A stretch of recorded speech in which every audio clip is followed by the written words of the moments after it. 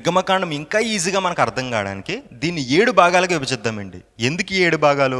మరి లోపల ఉన్నటువంటి 40 అధ్యాయాలు కూడా మనకి సింపుల్గా ఏ అధ్యాయంలో ఏముంటుంది, దేని గురించి తెలియజేస్తుంది అనే ప్రతి విషయాన్ని తెలియడం కోసం ఈ 7 భాగాలుగా మనం విభజిద్దాం. ఏంటా 7 భాగాలు? మొదటి అధ్యాయం మొదటి భాగం, రెండో అధ్యాయం నుంచి 12వ అధ్యాయం వరకు రెండో భాగం, 13 నుంచి 18 వరకు మూడో భాగం, నెక్స్ట్ 19 నుంచి 24 వరకు నాలుగో భాగం, 25 నుంచి 31 వరకు ఐదో భాగం, 32 నుంచి 34 వరకు ఆరో భాగం, 35 నుంచి 40 వరకు ఏడో భాగం.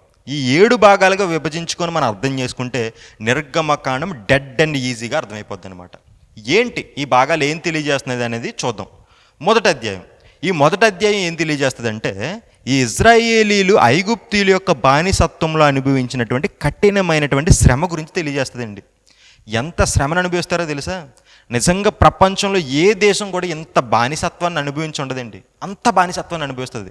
కఠినమైనటువంటి శ్రమ ఫరో ఇజ్రాయేలీల పట్ల చూపిస్తాడండి. నిజమండి, చాలా దారుణం.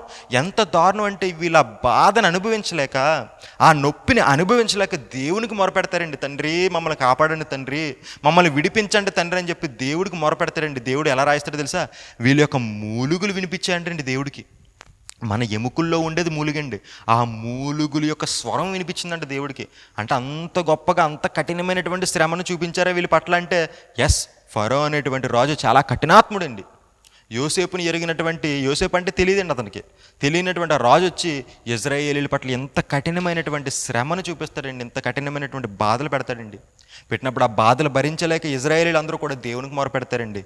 ఆ చరిత్ర ఎక్కడ ఉంటుందంటే ఈ మొదటి అధ్యాయంలో ఉంటుంది. నెక్స్ట్ ఈ 2 నుంచి 12 అధ్యాయాల వరకు ఏముంటుందంటే మరి వీళ్ళు దేవునికి మొరపెట్టారు కదండి, మొరపెడితే ఆ మొర దేవుడు వింటాడండి. తన ప్రజల యొక్క మొరను ఎప్పుడు దేవుడు వింటాడండి. ఇది ఎప్పుడు మీరు మనసులో పెట్టుకోవాలి. దేవుడు తన ప్రజలను బాధ పెడతాడేమో కానీ ఆ బాధల నుంచి విడిపించేవాడు కూడా దేవుడేనండి. నిజమండి, మనం నమ్మాలి. ఇప్పుడు ఇజ్రాయేలీలందరూ దేవునికి మొరపెడితే దేవుడు మొర వింటాడు. మొర విని మోషే అనేటువంటి ఒక నాయకుని ఎన్నుకొని ఆ నాయకుని ఐగుప్తుకి పంపించి ఈ ఇజ్రాయేలీలందరినీ కూడా విడిపిస్తాడండి.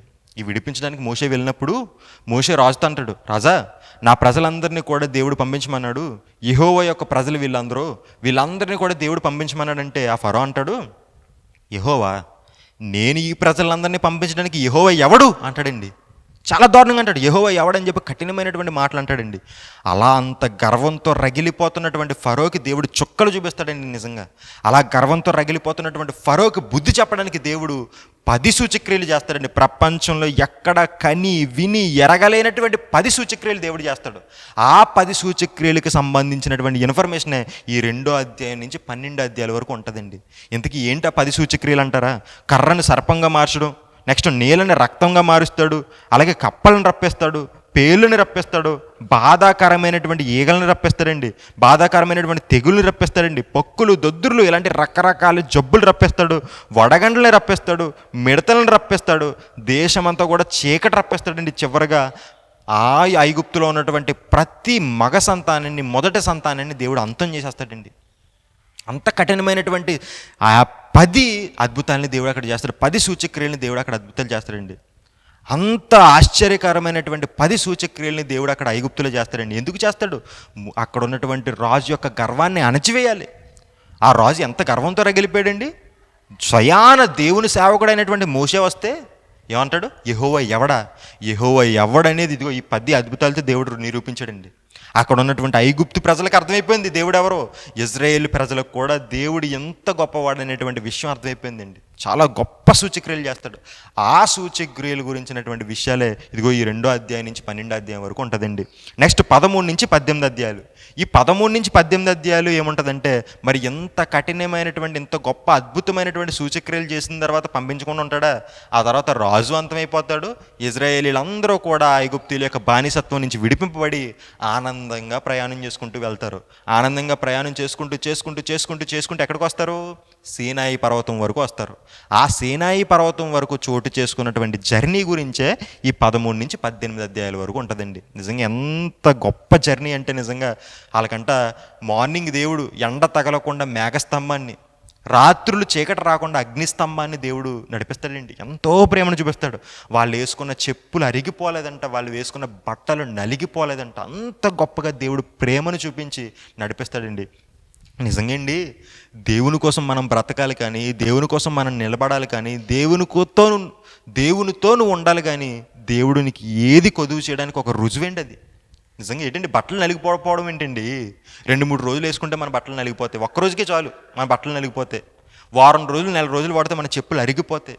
వాళ్ళకి చెమట చుక్క కూడా కిందన కారకుండా వాళ్ళని దేవుడు నడిపించాడండి. ఎంత అద్భుతంగా నడిపించాడు. అదండి మన దేవుడు. మనం నమ్ముకున్న దేవుడు నమ్మదగిన వాడండి.